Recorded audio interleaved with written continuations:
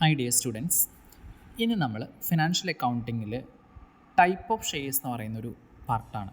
വളരെ ഇമ്പോർട്ടൻ്റ് ആയിട്ട് പരീക്ഷകൾക്ക് ചോദിച്ചു കാണുന്ന ഒരു ക്വസ്റ്റ്യനാണ് ടൈപ്പ് ഓഫ് ഷെയർസ് എന്ന് പറയുന്നത്. ഇതിൽ പ്രധാനമായിട്ടും ഒരു കമ്പനിയുടെ ഷെയർസ് രണ്ട് തരത്തിലുള്ള ഷെയർസാണുള്ളത് അല്ലേ. ഒന്ന് പ്രിഫറൻസ് ഷെയർ, രണ്ട് ഇക്വിറ്റി ഷെയർ. അപ്പോൾ അതിലാദ്യം നമ്മൾ നോക്കുന്നത് എന്താണ് preference share.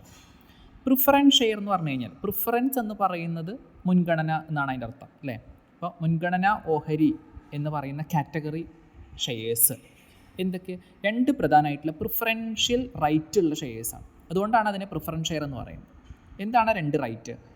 Preference share ordinary ഷെയർസിൽ നിന്നും അതിനുള്ള പ്രത്യേകത എന്ന് പറയുന്നത്, ഒന്ന് കമ്പനി വൈൻഡ് അപ്പ് ചെയ്യുന്ന സമയത്ത് ക്യാപിറ്റൽ ഫസ്റ്റ് തിരിച്ചു കിട്ടാനുള്ള റൈറ്റ്.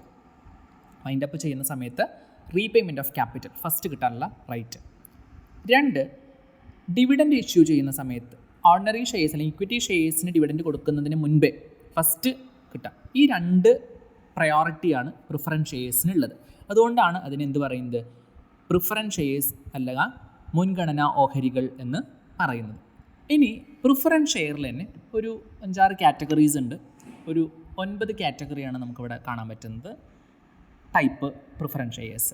അതിൻ്റെ ചെറിയ ചെറിയ പ്രത്യേകതകൾ കൊണ്ടാണ് അത് ഒന്നും വ്യത്യാസപ്പെട്ടിരിക്കുന്നത്. Convertible preference share. Convertible preference share എന്ന് പറഞ്ഞു കഴിഞ്ഞാൽ ഇക്വിറ്റി ആയിട്ട് ഒരു സെർട്ടൻ പീരീഡ് കഴിഞ്ഞ് നമുക്ക് എന്ത് ചെയ്യാൻ പറ്റും?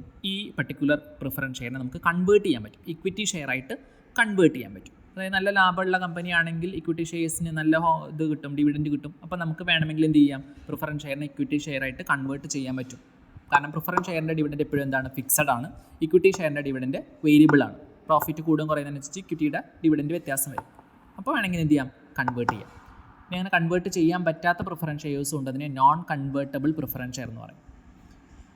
Then redeemable preference share. Redeem ചെയ്യുക എന്ന് പറഞ്ഞു കഴിഞ്ഞാൽ റീപേ ചെയ്യാന്ന്. അതായത് ഇതെന്ത് ചെയ്യാം? പേ ഓഫ് ചെയ്യാം. കമ്പനി ഒരു പീരീഡ് കഴിഞ്ഞ് കഴിഞ്ഞാൽ ഈ പർട്ടിക്കുലർ പ്രിഫറൻസ് ഷെയറിനെ എന്ത് ചെയ്യും? കമ്പനി റിഡീം ചെയ്യും. അതിനെയാണ് എന്ത് പറയുന്നത്? റെഡീമബിൾ എന്ന് പറയും. ഇനി അങ്ങനെ ചെയ്യാത്ത പ്രിഫറൻസ് ഷെയറിനെ നമ്മൾ എന്ത് പറയും? ഇറെഡീമബിൾ എന്ന് പറയും, അല്ലെങ്കിൽ നോൺ റെഡീമബിൾ എന്ന് പറയും. Okay. Next category participating preference share. Participating preference share എന്ന് പറഞ്ഞു കഴിഞ്ഞാൽ കമ്പനി എക്സ്ട്രാ പ്രോഫിറ്റ് അല്ലെങ്കിൽ സർപ്ലസ് പ്രോഫിറ്റ് ഉണ്ടാക്കുകയാണെങ്കിൽ ആ പ്രോഫിറ്റിലും കൂടിയും ഷെയർ ചെയ്യാനുള്ള റൈറ്റ് ഉള്ള ഷെയർസിന് നമുക്ക് എന്ത് പറയാം? പാർട്ടിസിപ്പേറ്റിംഗ് പ്രിഫറൻസ് ഷെയർ എന്ന് പറയും. അതായത് എക്സ്ട്രാ പ്രോഫിറ്റിലും കൂടെ പാർട്ടിസിപ്പേറ്റ് ചെയ്യാനുള്ള റൈറ്റ് ഉള്ള പ്രിഫറൻസ് ഷെയർസ്. നോർമലി പ്രിഫറൻസ് ഷെയറിൻ്റെ ഡിവിഡൻഡ് എപ്പോഴും ഫിക്സഡ് ആയിരിക്കും. ഇപ്പോൾ 10% പ്രിഫറൻസ് ഷെയർ അല്ലെങ്കിൽ 9% പ്രിഫറൻസ് ഷെയർ എന്ന് പറഞ്ഞാൽ പർട്ടിക്കുലർ റേറ്റ് ഓഫ് ഡിവിഡൻഡ് മാത്രമേ കിട്ടുള്ളൂ അല്ലേ. അതിന് പുറമെ എക്സ്ട്രാ പ്രോഫിറ്റ് ഉണ്ടാക്കുകയാണെങ്കിൽ അതും കൂടെ കിട്ടാനുള്ള റൈറ്റ് ഉള്ള ഷെയർസിന് എന്ന് പറയുന്നത് പാർട്ടിസിപ്പേറ്റിംഗ് പ്രിഫറൻസ് ഷെയർ എന്ന് പറയുന്നത്. ഞാൻ പാർട്ടിസിപ്പേഷൻ ഇല്ലാത്ത ഷെയറിന് എന്ത് പറയും? നോൺ പാർട്ടിസിപ്പേറ്റിംഗ് പ്രിഫറൻസ് ഷെയർ എന്ന് പറയും. Then cumulative preference share. അപ്പോൾ നമുക്ക് ഡിവിഡൻഡ് കൊടുക്കുമ്പോൾ പ്രോഫിറ്റ് ഉണ്ടെങ്കിലാണ് ഡിവിഡൻഡ് കൊടുക്കുക, പ്രോഫിറ്റ് ഇല്ലെങ്കിൽ ഡിവിഡൻഡ് കൊടുക്കില്ല. അപ്പോൾ പ്രിഫറൻസ് ഷെയറിന് ഒരു കാറ്റഗറി, ഈ കാറ്റഗറി ക്യുമുലേറ്റീവ് എന്ന് പറഞ്ഞു കഴിഞ്ഞാൽ അരിയർ ഡിവിഡൻഡ് ഉണ്ടാവുകയാണെങ്കിൽ ഇപ്പോൾ ഏതെങ്കിലും 1-2 വർഷം പ്രോഫിറ്റ് ഉണ്ടായില്ല, അപ്പോൾ നമ്മൾ ഡിവിഡൻഡ് കൊടുക്കില്ല. ദെൻ നെക്സ്റ്റ് ഇയർ കൂടുതൽ പ്രോഫിറ്റ് ഉണ്ടായി, അപ്പോൾ നമ്മൾ എന്ത് ചെയ്യും? ആ പർട്ടിക്കുലർ ഇയറിലെ ഡിവിഡൻഡ് കൊടുക്കും. അതോടൊപ്പം തന്നെ ഈ ക്യുമുലേറ്റീവ് ആണെങ്കിൽ തൊട്ട് മുൻപേ ഉള്ള സബ്സിക്വൻറ്റ് ഇയേഴ്സിൽ കൊടുക്കാനുള്ള ഡിവിഡൻഡ് കൂടെ എന്ത് ചെയ്യും? കൊടുക്കും. അപ്പോൾ അരിയർ ഡിവിഡൻഡ് കിട്ടാനുള്ള റൈറ്റ് ഉള്ള ഷെയർസിന് നമുക്ക് എന്ത് പറയാം? ക്യുമുലേറ്റീവ് പ്രിഫറൻസ് ഷെയർ എന്ന് പറയാൻ പറ്റും അല്ലേ. അപ്പോൾ നോൺ ക്യുമുലേറ്റീവ് എന്ന് പറഞ്ഞാൽ എന്തായിരിക്കും? അങ്ങനെ അരിയർ ഡിവിഡൻഡ് ഒന്നും കിട്ടില്ല, പർട്ടിക്കുലർ ഇയറിൽ പ്രോഫിറ്റ് ഉണ്ടോ ആ വർഷത്തെ ഡിവിഡൻഡ് മാത്രം കിട്ടും. അങ്ങനെയുള്ള ഡിവിഡൻഡ് പ്രിഫറൻസ് ഷെയർസ്, അതിനെ നോൺ ക്യുമുലേറ്റീവ് എന്ന് പറയും. ഇതാണ് പ്രധാനമായിട്ടുള്ള ടൈപ്സ് എന്ന് പറയുന്നത്. വളരെ ഇമ്പോർട്ടൻ്റ് ആണ്. പരീക്ഷയ്ക്ക് മിക്കവാറും പരീക്ഷകൾക്ക് ഞാൻ ചോദിച്ചു കണ്ടിട്ടുണ്ട് ടൈപ്പ് ഓഫ് ഷെയർസ്, അതേപോലെ തന്നെ പ്രിഫറൻസ് ഷെയർസിൻ്റെ കാറ്റഗറീസൊക്കെ, ടൈപ്പുകളൊക്കെ, കൈൻഡുകളൊക്കെ. നെക്സ്റ്റ് കാറ്റഗറിയാണ് എന്ത്?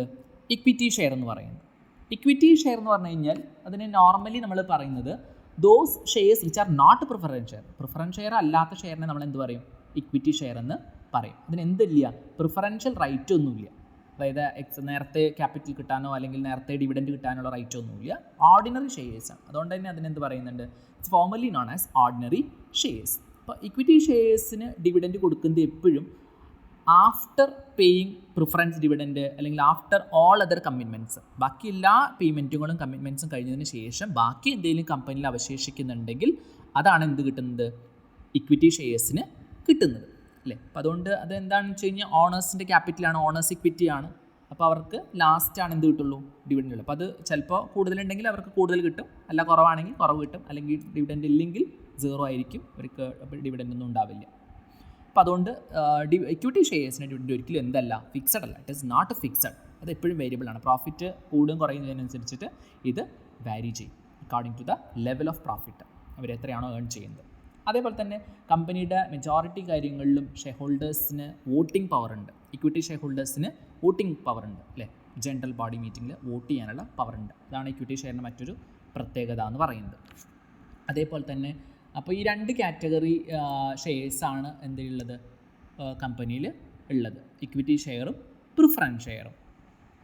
ഇക്വിറ്റി ഷെയറിൻ്റെ ലയബിലിറ്റി എന്ന് പറയുന്നത് ടു ദ ആ കമ്പനി എത്രയാണോ ഫേസ് വാല്യൂ അല്ലെങ്കിൽ കമ്പനി എത്രയാണോ ക്യാപിറ്റൽ വെർത്ത് വെച്ചാൽ അതാണ് എന്ത് അവരുടെ ലയബിലിറ്റി എന്ന് പറയുന്നത്. These type of shareholders is any organisation possess the right to vote. ഇവർക്ക് എന്തുണ്ടാവും, വോട്ടിംഗ് റൈറ്റും ഉണ്ടായിരിക്കും. ഒരു ചെറിയ പാർട്ടും കൂടെ ഉണ്ട്, സ്വെറ്റ് ഇക്വിറ്റി.